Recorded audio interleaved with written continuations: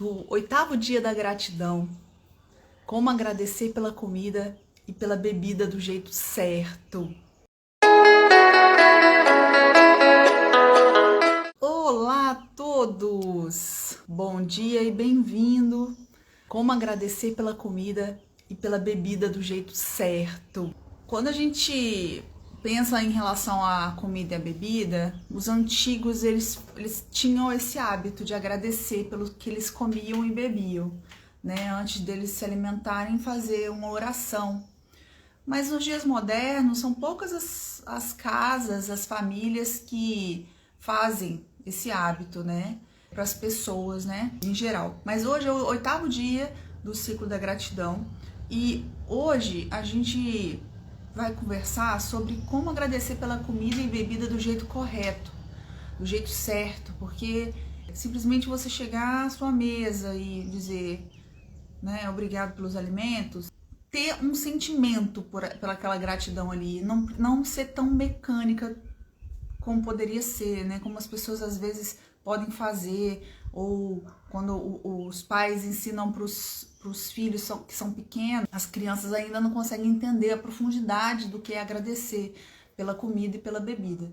E aí, começando a falar aqui sobre a comida, uma coisa que eu acho interessante a gente perceber é que Deus, quando criou os seres humanos, né, colocou a gente aqui no planeta Terra, criou na nossa estrutura biológica, no nosso corpo, uma necessidade para a gente consumir uma coisa material, né, matéria, para poder nutrir as nossas células, para a gente poder seguir vivo aqui nessa caminhada. E quando a gente escuta o áudio e ele pede para a gente pensar em toda a cadeia de produção de um alimento para ele chegar até a nossa mesa, quantos agricultores que passou, qual foi o tempo que foi trabalhado ali, ferramentas que foram, né, usadas, quanta água de chuva foi necessária, quanta irrigação, quanto fertilizante foi necessário para poder germinar ali, para nascer uma verdura, um legume, depois a colheita disso, depois, de repente, o transporte para chegar no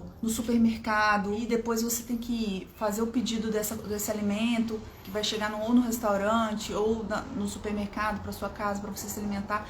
Olha quantas pessoas passou o alimento sagrado que vai nutrir as suas células, ou nas casas aí, de repente a carne, né, que a gente consome, né, o açougueiro, enfim, toda essa cadeia de produção. Eu acho que quando Deus pensou nisso, eu acho que ele imaginou que isso poderia acontecer mesmo.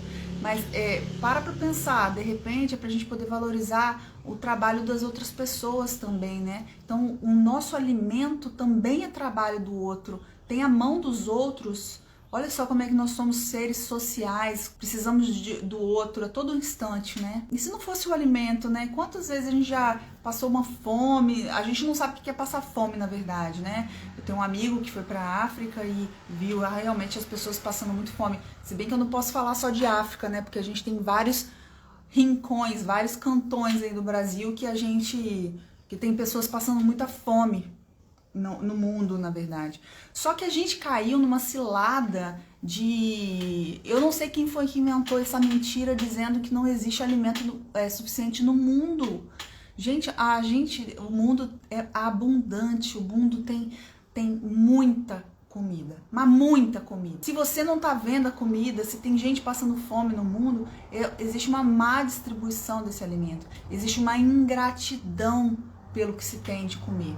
E aí o livro nos ensina, né, que toda vez que você vai se alimentar, você ter essa consciência de que quanto mais você agradece pelo seu alimento, você na verdade está gerando mais alimento para outras pessoas do mundo, porque essa é a lei da atração. Quanto mais você agradece pelas próprias coisas, é como se fosse um efeito dominó, vai reverberando, vai repercutindo ali para outras pessoas, vai como se fosse multiplicando, todas as pessoas tendo mais alimento.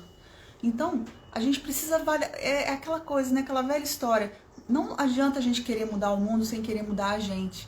Esse sentimento de gratidão tem que vir de dentro do nosso coração, a gente muda esse sentimento, a gente se alimenta por aquele alimento e reverbera essa energia, esse campo vibracional para outras pessoas que elas tenham mais alimento. E aí, gente, a outra situação foi a da bebida, né? Lógico que não bebida alcoólica, mas ela fala principalmente da água, que é o composto mais importante em todas as bebidas, né? Então, a não ser que você tome um suco de fruta completamente sem água, mas se bem que a fruta contém água também, né? Um teor de água.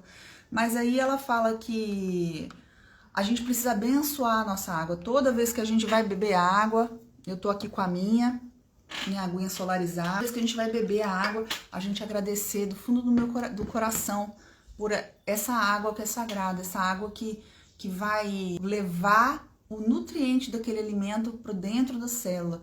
É ela que é responsável pela manutenção da vida. Na verdade, a gente precisa de todos os organismos precisam, os vegetais precisam de água, né? E aí, agradecer por ela também, ela é importante ter esse sentimento de gratidão, assim, mas do fundo do coração. E aí eu queria contar para vocês uma coisa que não tá no livro. Lá no meu serviço, tinha uma pessoa, uma colega de trabalho, que falava que ela levava a água dela, trazia a água dela de casa, porque ela não queria beber no serviço, porque a água de lá era ruim.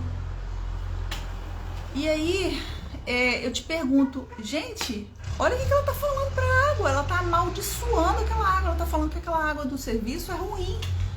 Quantas pessoas bebem daquela água ali? Entende? Então a gente precisa tomar muito cuidado com o que a gente fala. A água, nós somos feitos de água. A água, ela responde vibracionalmente por tudo.